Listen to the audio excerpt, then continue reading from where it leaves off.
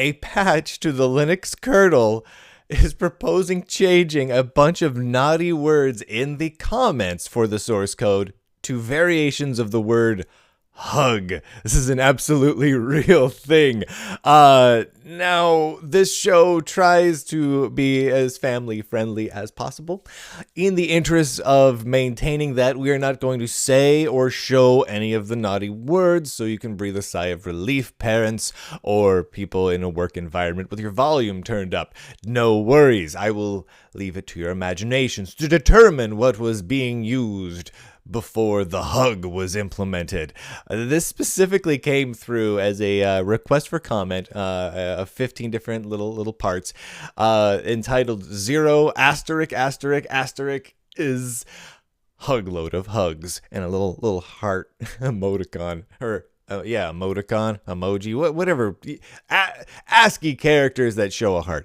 It came from Yarko Sakinen. I'm so sorry. I absolutely am sure I butchered your name. I bet it sounds wicked awesome when said properly by someone who has intelligence in their brain. That is not me. I'm sorry, I mispronounce everything. This came through from Yarko on Friday, November 30th, and it is quite possibly the most wonderful thing I have read in weeks. It is truly delightful.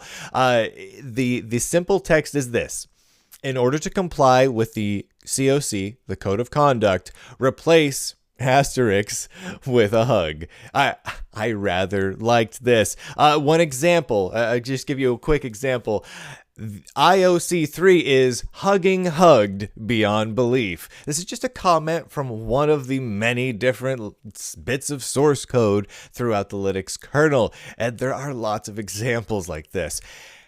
Let's read all of them, because why not? This happened in our lives, and I think we deserve to enjoy every single hugging hug of the huggers and read them all. But before we do that, we should do a little backstory. For those of you just now joining us, I will give you the short version. Recently, the Linux kernel adopted a code of conduct. Said code of conduct was extremely controversial for some people and very uncontroversial with other people and halfway controversial with other people. We're not going to get into any of that right now. Suffice to say, the code of conduct was adopted. That code of conduct includes just general examples of bad behavior, of things that would be considered to be not approved of by this code of conduct, such as, and here's 3 of the bullet point items: trolling, insulting, or derogatory comments, and personal or political attacks, the use of sexualized language, other conduct which could reasonably be considered inappropriate in a professional setting. Now, the one that right there, reasonably considered to be inappropriate in a professional setting, for a lot of people, that's going to inherently mean no swearing. And if you take the use of sexualized language off the table, that gets rid of quite a large number of sweary swear words, especially the particular type we're talking about here. And insulting or derogatory comments or personal attacks, if you're swearing at people, well, that's going to be an issue there. There's also a section on our responsibilities. And in it, it says maintainers, talking about maintainers of the Linux kernel, have the right and responsibility to remove, edit, or reject comments, commits, code, wiki edits, issues, and other contributions that are not aligned to this code of conduct. I think that makes it pretty clear that the code of conduct prohibits things like swearing at people. Right? So you can't do that. I mean, that I feel like that's really clear.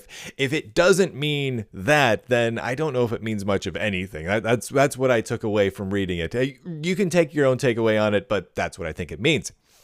So clearly the swear words in the Linux kernel, especially when swearing at someone or about someone or in a way that would be bad enough to be bad in a business environment, clearly those swear words must be removed or from the Linux kernel or changed to something that's more appropriate. But to what? To what do you change all these swear words? The Linux kernel environment is notoriously a little bit crazy that way, right? Some swear words fly every now and then, and that's just an understood thing. So there's plenty of them that exist inside the Linux kernel. What are you going to change them all to? So let's back up to FreeBSD's Huggate. This one was a pretty simple thing as well. FreeBSD some time back adopted a new code of conduct for themselves.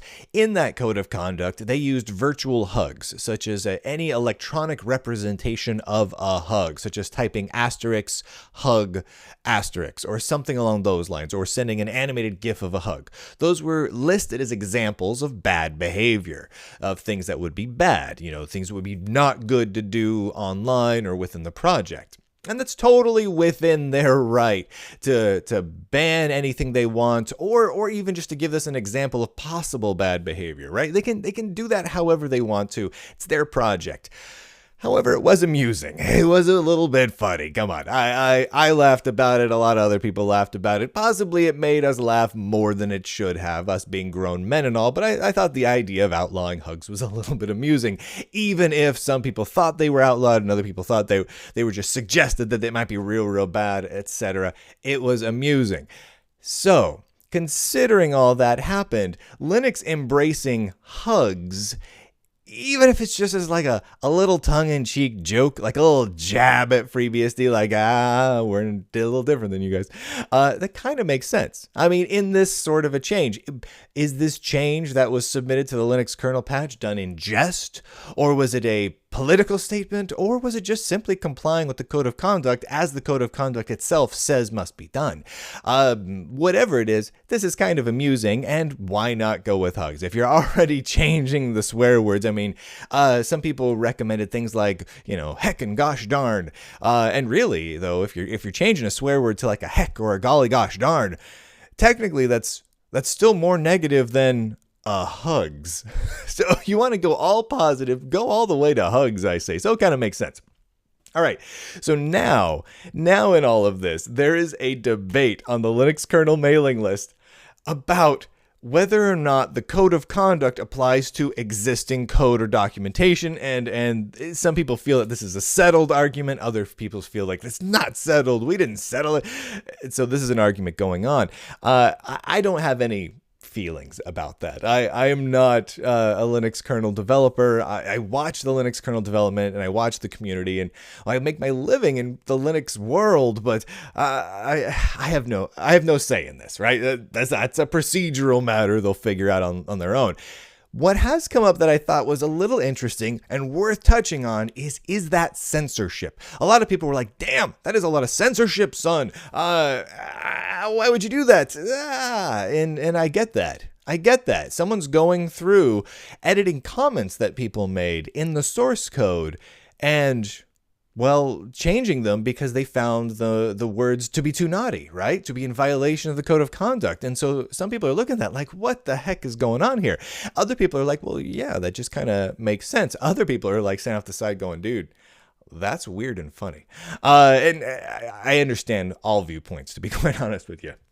So in thinking about it, though, technically, if you're removing something that someone doesn't like, let's say I'm removing something I don't like and replacing that thing with something that I deem good, I deem as better, I deem as appropriate, well, that's censorship. So technically, this is a form of censorship. It could still be good, it can be bad, etc., but it technically is a form of censorship.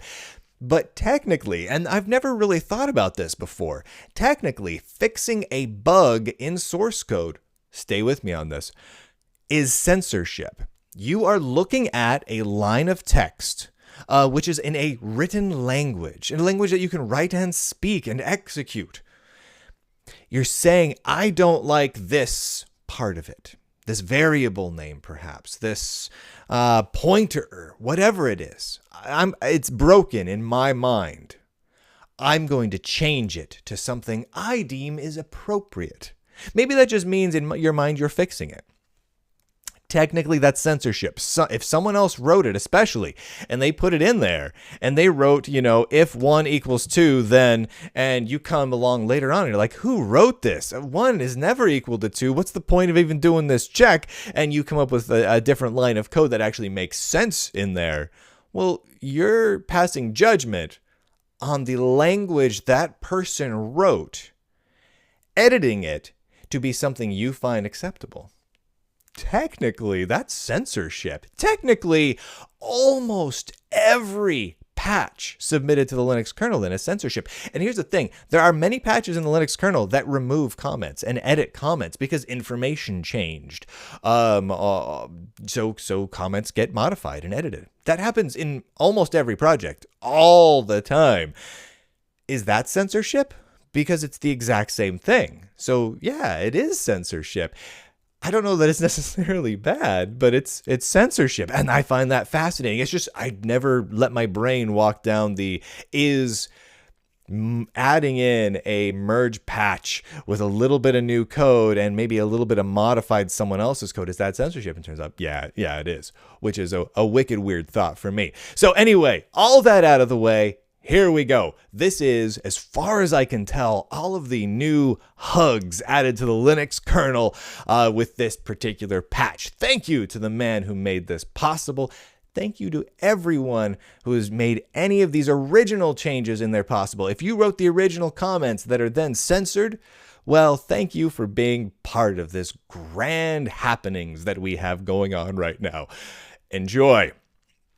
Hugging with the memory controller because it needs to know the board ID and whether this is a Guinness or a Full House machine. Sometimes you gotta hug with that memory controller. Grabs a read lock, searches a list, fails to find what it wants, drops the read lock, grabs a write lock, and inserts the objects as a race condition. If you don't see why, please stay the hug away from my code. Yeah, these are all comments. C files for the Linux kernel. This is glorious. Some Athlon laptops have really hugged PST tables. Some Athlon laptops, man, their PST tables are hugged. Master list of VME vectors. Don't hug with this. Why does turning the chroma comb on hug up color? Bug in the BT819 stepping on my board? Only Sun can take such nice parts and hug up the programming interface like this. Good job, guys. Yeah, that's brutal. This card is hugging hot. The interval type is U64 in order to deal with the same type in our computation that prevent mind hug issues with overflow, sign, and division. Don't want to get mind hugged. Hug. We are miserable, poor guys. We found a mark in the IDR at the right WD, but it's not the mark we were told to remove. Paris seriously hugged up somewhere. Oh, Paris, always hugging up. Am I hugging pedantic or what?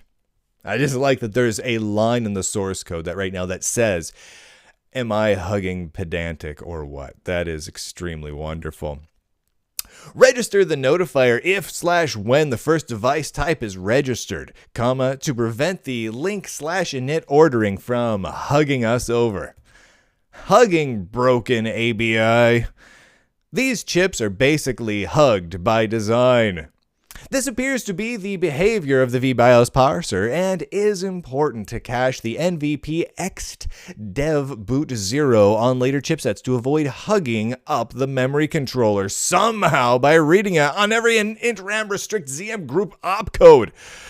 Man, I'm always doing that and hugging up the memory controller. Define. I'm not going to read that whole variable there.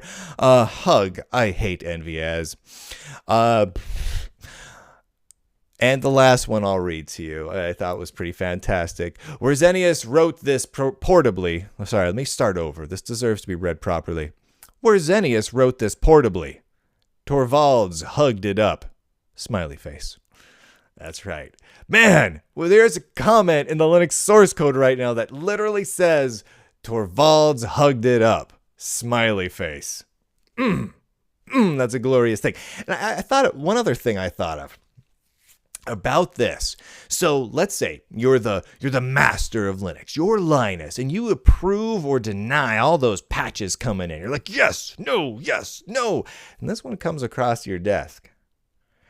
All it does is technically comply with the code of conduct. All it does. No functional changes whatsoever. There is literally no damage that can be done by approving this patch set, right? because all it does is change one word in a couple of places, basically. If you approve it, people could easily attack you for approving censorship, going back and retroactively editing ideas, etc., etc. If you don't approve it, you're the person who hates hugs. Because, like, the only reason to not approve it is that you're no more hugs the Linux kernel. I love the conundrums that are possibly represented. If you go round and round in your head about all the possible scenarios, about all the possible people like getting upset around this, and like I could see so many people getting upset around this. I feel bad sometimes because I point out this stuff that just amuses the dickens out of me. It just gives me the giggles, something fierce. And I know there are people that get really upset about it. And I'm sorry, but I like you too. All right, let's wrap this up. This amazing little slice of humanity is brought to you in part by Lulzbot 3D Huggin' Printers. I don't know. Yeah, I mean that in my way, not the swap out censoring way. I hugged my 3D printer. I used to keep it right here. It's over there right now, but I used to keep it right here, and I believe I'm on camera on several films right now. Man, I'm sitting kind of low, hugging that thing because it's so much fun to hug. The Lulzbot Mini is my favorite. It's got the right size that it's like accessible feeling, you know, like it feels like it's a good part of the furniture in like your office, you know. I love that 3D printer. Anyway, go to lulzbot.com, check it out. Purism, who makes free software foundation approved Linux distributions on laptops, shipping right to you. They're also working on a phone with the exact same thing, which is awesome. Head on over to Purism's website, puri.sm, for more information. And Pogo Linux.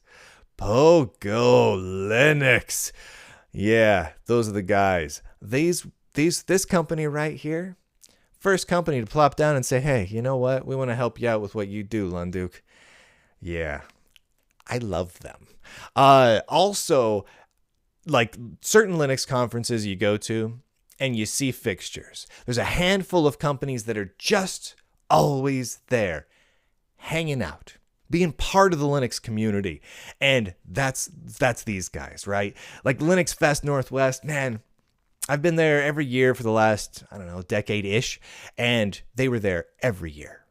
Every year I went there, they were there, hanging out, talking to us nerds, being nerdy with us, and also they make great servers and workstations. I guess I should get to that part, but man, they're always there. I love that. Head on over to pogolinux.com for more information, and if you want more information about the show, patreon.com/BrianLunduk, lunduk.com. You can read some of my articles over at Linux Journal. You know you want to. They're pretty fantastic. The December issue's out. In it, I got an article about basically the supercomputing history that led to Linux dominating supercomputers, which is just kind of a fun topic to talk about. I get to talk about some of like the key moments and all that sort of thing. So it's a lot of fun. Head on over to linuxjournal.com for all that information, or if you can watch this on YouTube. Most of you watch this on YouTube. There's a lot of you that grab the show elsewhere. If you are one of the Patreon supporters, you know you got the MP3 RSS feed.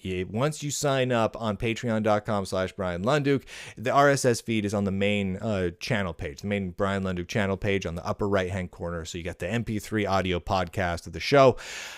The MP4 video RSS feed, which I know a ton of you have been using, has been dead for like a week and a hug and half. And it's been brutal. We've been moving it around, and it went down part because of a hardware failure at the server hosting company, which we were getting a good deal with them, but also in part because we were kind of overloading it anyway. The show was growing too fast, and I did not plan well enough for the future on that. So I've been working to get things set up so it's on a server that can handle it. That should be back up to normal shortly, and all of the ones missed, all the MP4 files that we've missed over the last like week and a half, 2 weeks, whatever it's been, will show up in that RSS feed, so you guys will have it all. Hopefully you've been able to YouTube DL, or use whatever little script you want to be using to grab the show in the meantime. All right, that's all I got for today. Go forth. Spread the love on the internet. Tell someone today, if you're on social media, I'm not really on social media anymore. If you're on social media, go on social media today. Tell someone you like them. Spread a little bit of love. That's what we should do this week. This week's just a spreading the love week, and it all started with this totally epic patch from what was his name again? What was his name? I'm gonna look it up. His name was Jarkko Sakinen?